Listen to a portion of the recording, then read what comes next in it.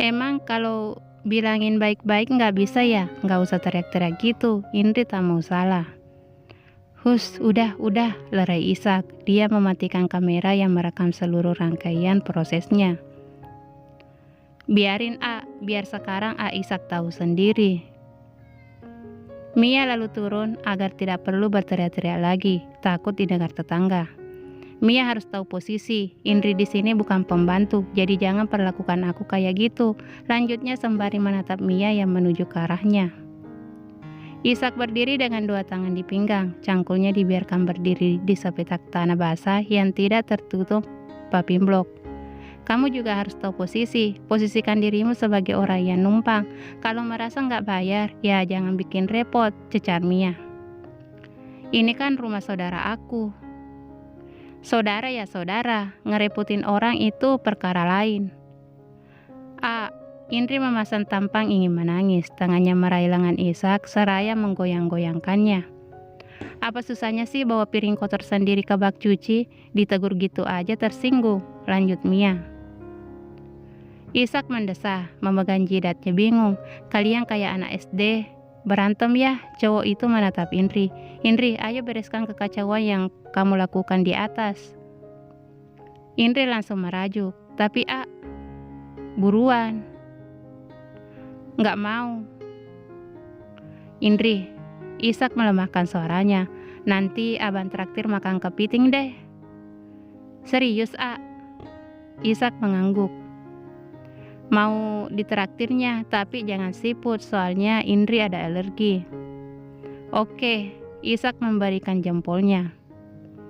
Indri berlari-lari kecil dengan riang, sementara Mia masih tampak kesal dengan dada naik turun menahan gejolak yang seolah bikin bagian dalam dirinya terbakar. Ishak berjalan ke hadapan Mia, lalu menatapnya dengan tatapan lembut dan senyuman tipis yang hangat. Suka banget sih ngomel-ngomel, ujarnya. Mia langsung menatap mata Ishak dengan sorot tajam. Nggak terima banget ya, Indrinya aku omelin. Bukan gitu Mia, abang tuh sedih lihat Mia ngomel-ngomel gitu kayak perempuan yang nggak bahagia. Mia mendeci, tahu apa dia soal perempuan yang tidak bahagia. Lagi pula siapa sih yang bisa berbahagia di tengah kelakuan Indri yang ngeselin, nambah kerjaan dan bikin Mia semakin capek aja. Mia mau ditraktir juga nggak? Tawar Ishak. Nggak usah mas, kalau cuma beli kepiting juga Mia masih sanggup. Gadis itu masih sewot. Ishak terkekeh. Traktir itu bukan tentang kamu sanggup beli sesuatu atau enggak. Dia kembali tersenyum lembut. Itu merupakan bentuk perhatian dari orang lain dan kamu harus menyambutnya dengan baik. Mendengar pernyataan Ishak membuat Mia merasa menjadi antagonis, terlebih karena itu diucapkan dengan begitu lembut, ditambah senyuman yang menyentuh tepat ke hati. Bukannya Mia dulu nungguin traktiran abang ya? Sayangnya belum abang traktir-traktir juga sampai sekarang. Mia cuma menyeringai. Nggak apa mas, aku mau lanjut ke dapur dulu. Nanti malam gak usah masak ya, kita makan bareng-bareng. Karena udah terlanjur janji mau traktir Indri ya mas. Ishak cuma terkikik kecil. Hati-hati di dalam ya Mia, ada monster beringas lagi tiduran di sofa. Mia teriak aja kalau dapat serangan mendadak. Maksudnya Mas David ya? Ishak tertawa lagi. Dah sana masuk, kerja yang rajin biar nggak dipecat sama Erlang. Rasanya Mia sudah pernah berantem dengan seluruh penghuni rumah ini, dan dari semuanya yang paling ribet tentu berhadapan dengan Indri. Sama-sama wanita, sama-sama menginginkan perhatian penuh dari anggota Dewi, seumuran pula. Mia, ngapain sih pakai berantem sama Indri? Kalian pada rebutan Ishak atau gimana? Tiba-tiba David muncul dari arah dapur ketika Mia menyebar pakan lele usai maghrib ini. David, yang bener aja. Masa Indri saingan sama Mia? Ngajak bercanda deh. Suara itu ujuk-ujuk terdengar. Suara Indri yang tersinggung disandingkan dengan Mia. Kayaknya Indri membuntuti David hingga sampai di tempat ini. Mia yang awalnya sengaja ingin menenangkan diri di kolam lele sembari menunggu makanan yang sedang dibeli Ishak datang, lantas kini kembali bete. Bukannya tenang, malah semakin semrawut. Memangnya Ishak mau sama lu? Tembak David setengah geli, setengah terkesan dengan kepercayaan diri gadis itu. Memangnya ada yang gak mau sama Indri? Cewek itu justru balik bertanya. Beli stok PD di mana sih? Mia menggerutu dalam hati. Sementara itu David cuma mendeci setengah tertawa. Kalau Aisak gak mau sama Indri, mana mau dia sama Mia? Memangnya siapa juga yang mau saingan sama kamu? Balas Mia mangkel. Siapa ya? Bukannya Mia doyannya tukang sayur dari Itali? Mia tertawa mengejek. Nah, tuh tahu. Itali memang negara yang paling ingin aku kunjungi. Makanannya enak, cowok-cowoknya juga tampak lesat. David melotot. Mia langsung berdehem. Maksud aku ganteng. Cowok itu lalu terkekeh melihat Mia yang selalu salah tingkah hanya dengan ia pelototi. David, masa Indri diketawain sih? Memangnya lucu? David menoleh bingung. Kenapa jadi cewek ini yang merasa iya Indri lucu? Gemesin, kejarnya. Hah? David melirik ke arah Mia yang seolah juga ikut menunggu jawaban dari David. Ya. Melihat Mia yang seperti sudah ingin mencekiknya, David justru menikmati ekspresi itu. Makasih, A.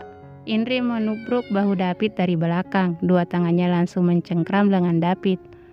Cowok itu melotot, merasakan sesuatu yang kenyal menempel di punggungnya. Indri, jaga jarak, tegur David, merasa tak enak hati pada Mia yang cuma membisu. 10 kilo. David. David berlari masuk lewat pintu dapur. Indri mengekor mengejar-ngejar cowok itu. Mia sekali lagi berdeci. Dia berjalan ke depan karena didengarnya suara motor Ishak dan Erla memasuki halaman. Kami pulang. Dilihatnya Wibi melompat dari jok belakang motor Ishak. Dua lelaki itu langsung membawa makanan masuk ke rumah. Tak lupa diiringi lagu-lagu yang dinyanyikan dengan heboh dan jogetan ala jamet. Mia mendekat ke arah teras. Dia menunduk menatapi sandal tepleknya sembari masih menggerutu. Dasar genit, kecantilan, bikin empet aja. Mia terkaget saat dirinya hampir menabrak seseorang. Dilihatnya tubuh tegap itu hingga mendongak.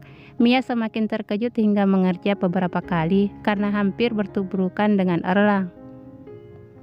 Kenapa Mia? Kok ngomel-ngomel? Tanyanya dengan raut menyelidik. Siap, laksanakan Mas. Karena takut dikenai SP3, Mia otomatis balik badan, mencari-cari pekerjaan yang bisa dia lakukan. Mau kemana? Masuklah, siapin makan malam. Oh iya, siap Mas. Dia lantas ngacir menerobos pintu depan. Keempat cowok ditambah Indri sudah siap duduk lesehan mengelilingi meja. Erlan dan Ishak membuka-buka bungkusan plastik. Mia bolak-balik dapur ke ruang tamu menggusung piring, gelas dan piranti makanan yang dibutuhkan. Tampaknya Ishak membeli cukup banyak makanan. Ada ketiwau goreng, bakso goreng, buncis cah sapi, bawal bakar, puyung hai, ayam kuluyuk. Tebakan Mia, mereka beli semua makanan ini di warung Chinese food di Dapanggang. Semua menyambut dengan sukacita dan tim piring dan sendok beradu. Nasi hangat mengepul bersama aroma masakan yang semerbak. Satu persatu mengambil lauk dan sayuran. Makan banyak-banyak. Ishak menyendok irisan puyung hai saus asam manis ke piring Mia. Mia menatapnya dan berterima kasih lirih-lirih. Ishak cuma tersenyum riang seolah dia lelaki paling berbahagia malam ini. Indri gak diambilin, A. Mia yang masih kesal menyaksikan laga Indri lantas bergerak lebih dulu mengambilkan bakso goreng ke piring Indri. Cewek itu lantas membanyunkan bibirnya. Yang dia harapkan A, bukan mbak-mbak. Mereka semua makan dengan lahap. Hingga beberapa saat kemudian Indri menjatuhkan sendoknya. Napasnya naik turun, hidungnya seakan tersumbat. Indri, teriak Wibi panik. Dia langsung menghambur ke arah sepupunya. Semua orang turut panik melihat kondisi Indri. Ketiga cowok Dei ikut berdiri mengelilingi cewek itu. Mia teringat sesuatu. Lalu dilihatnya menu makanan di piring Indri.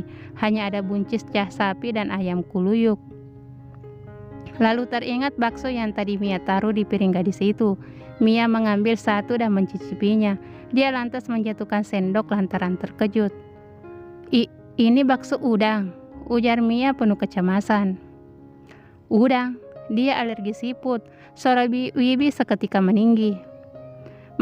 Maaf mas, Mia yang kasih Indri bakso itu, Mia mengkerut. Orlan berlari keluar setelah sebelumnya sempat menyambar kunci mobil. Keadaan kian mencekam terlebih ketika Indri mengeluarkan suara mengi. Ishak dan David menggendong gadis itu keluar rumah menuju mobil. Sementara Wibi ke kamar mencari dompet dan ponselnya. Mia menatap kepergian mereka semua dengan hati dipenuhi rasa takut.